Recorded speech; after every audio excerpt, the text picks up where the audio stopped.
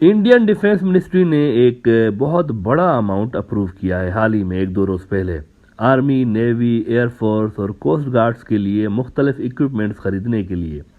अब मित्रों, कुल मिला के 20 से जायद प्रपोजल्स मंजूर किए गए हैं, जिनका वैल्यू आप जानते हैं कितना है? 84,238 crore rupees, which is huge. 84,238 crore बहुत बड़ा अमाउंट है।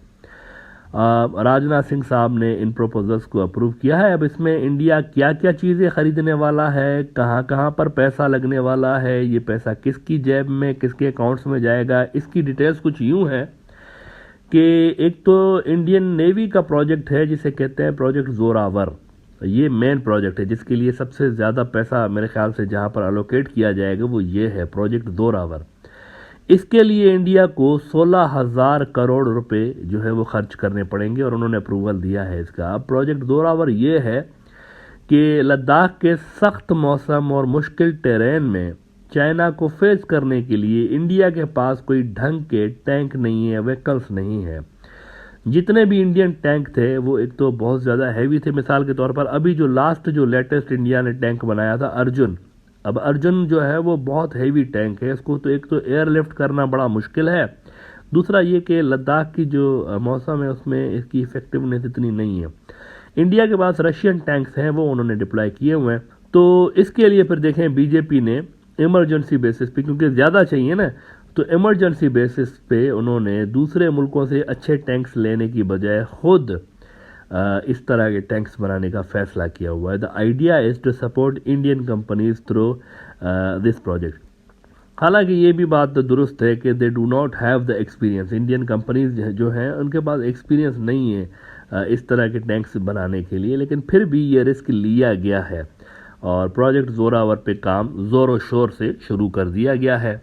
अब ये लद्दाख में जब लॉन्च होंगे टैंक्स तब देखेंगे कि ये क्या कैपेबिलिटीज़ रखते हैं और कितने इफेक्टिव हैं। वैसे इंडिया का दावा है कि these tanks will be powered by artificial intelligence and will be equipped with tactical surveillance drones as well. तो बातें तो बड़ी बड़ी सुनने को मिल रही हैं, लेकिन देखते हैं कि ये कब और कैसे बनाए जाते हैं और किस किस मुल्क से हेल्प ली जाती है इनको बनाने के लिए। अच्छा, नाम इस प्रोजेक्ट का देखें कितना इंटरेस्टिंग है, प्रोजेक्ट जोरावर। काफ़ी ज़ोरदार किस्म का नाम लगा, मतलब देखे ना, सुनते ही लगता है कि जैसे जोर का झटका धीरे से लगा। इतना अच्छा सा नाम है जोरावर। इसकी हिस्ट्री कुछ यूँ है कि असल में इंडिया का एक जनरल हुआ करता था। इंडिया का ये जो आज का इंडिया देखते हैं, यहाँ इस इलाके में एक जनरल था, उसका नाम था जोरावर सिंह खलेरिया।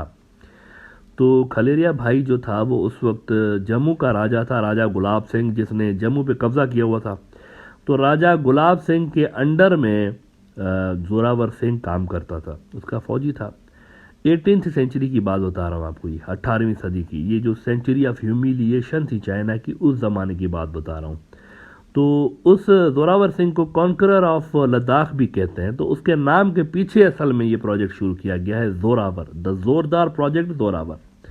अब इस प्रोजेक्ट में इंडिया काम इसलिए कर रहा है क्योंकि उधर से देखें ना, चाइनीज़ ने तरह तरह के state of the art modern tanks जो है वो डिप्लॉय किए हुए हैं, जदीद तरीन, जबकि इसका इंडिया के पास तोड़ नहीं है कोई मुनासिब किस्म का। बिकॉज उन्होंने ज़्यादातर जो टैंक्स आज तक ख़रीदे हैं या फिर ख़ुद बनाए हैं ना, वो पाकिस्तान की कैपेबिलिटीज़ को काउंटर करने के लिए बेसिकली बनाए हैं।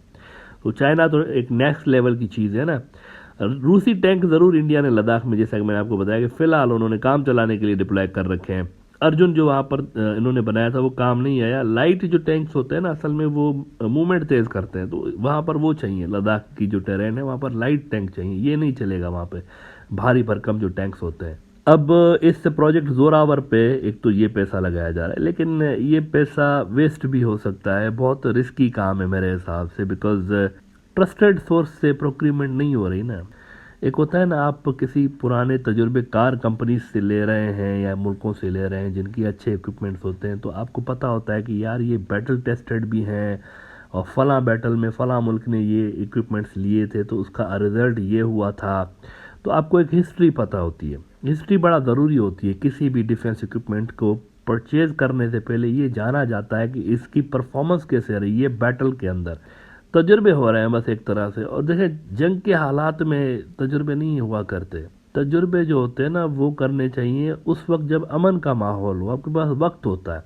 एक गड़बड़ हो गई तो आप उसको ठीक कर सकते हैं या फिर लेकिन जंग में क्या करेंगे आप? गड़बड़ हो गई तो you don't have the other option और you don't have the time to correct those mistakes. तो बहरहाल जंगी हालात है लगभग बॉर्डर्स पर, और लेकिन वहाँ पर तजुर्बे हो रहे हैं। बीजेपी ने देखे भक्तों को ये भी तो दिखाना है कि मित्रों मेक इन इंडिया में देखें क्या क्या कमाल कर रहे हैं हम, ये देखें यहाँ पर पैसे लगा रहे हैं, टैक्स भी बना रहे हैं, सब कुछ कर रहे हैं। बहरहाल जो पहला प्रोजेक्ट है और सबसे मेन प्रोजेक्ट मुझे लगता है वो यही है जोरावर, जिस पे पैसा ये दिया गया है। दूसरा जो प्रपोजल अप्रूव किया गया है वो कॉम्बैट व्हीकल्स का है। अब इस पे मैं समझता हूँ कि इंडियन कंपनीज ही माल बनाएंगी। कुछ इंडियन कंपनीज को कॉम्बैट व्हीकल्स बनाने का तजुर्बा है, तो मुझे लगता है कि टैंक्स का उनको इतना नहीं है, यहाँ पे है कॉम्बैट व्हीकल्स का, तो यहाँ कुछ रिस्क थोड़ा सा कम है उस हिसाब से। अल्दो ये चाइनीज़ की लेवल का नहीं बना सकते, लेकिन फिर भी गुजारा हो जाएगा, इस लेवल का बना सकते हैं। इसके अलावा माउंटेड गन सिस्टम ये लेने वाले हैं, और नेवी ने जो डील्स की हुई हैं मल्टीपर्पज़ वेसल्स लेने के लिए, उसके लिए भी पैसा अलोकेट किया जाएगा। मोर और लेस ये सारे पैसे इंडियन एंटिटीज़ पे ही खर्च होंगे। ये सारे हथियार, ये सारे जो इक्विपमेंट्स हैं, ये इंडियन कंपनियां मोर और लेस बना के देंगे। लेकिन सवाल फिर भी वही है कि क्या ये मूव जो है चाइना को काउंटर करने के लिए इनफ होगा? इतने साथ भाई 84,000 करोड़ कोई छोटा अमाउंट नहीं है यार, बहुत बड़ा अमाउंट है।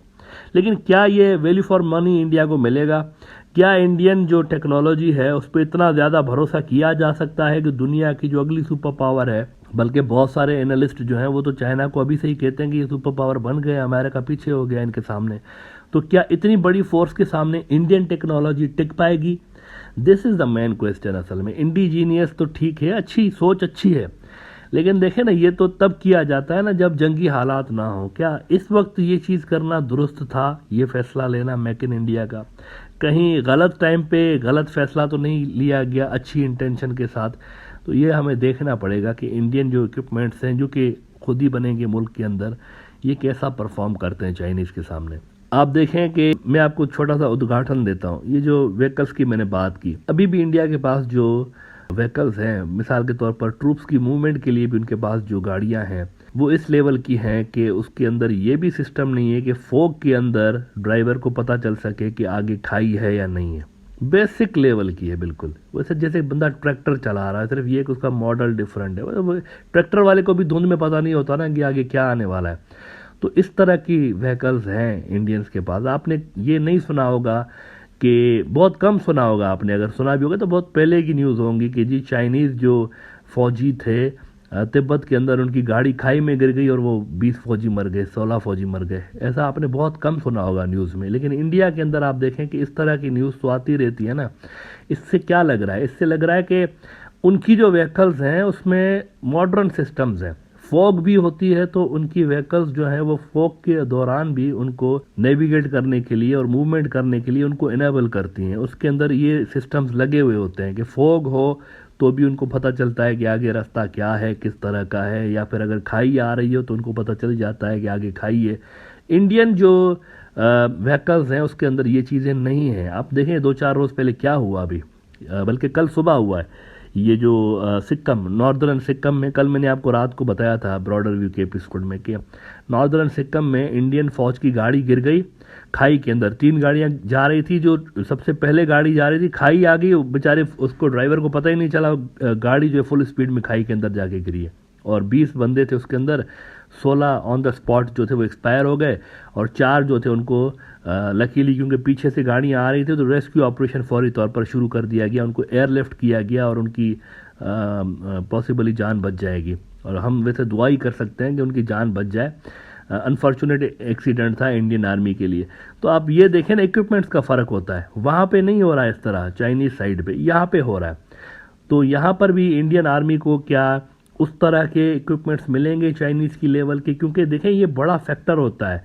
फोग अगर आ जाए फॉर एग्जांपल, या अगर विजिबिलिटी, मौसम की ऐसी कंडीशन होती है कि माइनस में टेम्परेचर होते हैं, व्हाट इफ गाड़ी बीच में रुक जाए जंग के दौरान, ट्रूप्स उसके अंदर हो, एक जगह से दूसरी जगह जा रहे हो, तो क्या करेंगे? ये बहुत सारी चीज़ें हैं ना, टेक्निकल बातें हैं। तो ये देखें चाइनीज़ के पास ये कोई मसला नहीं है, इंडिया के पास है।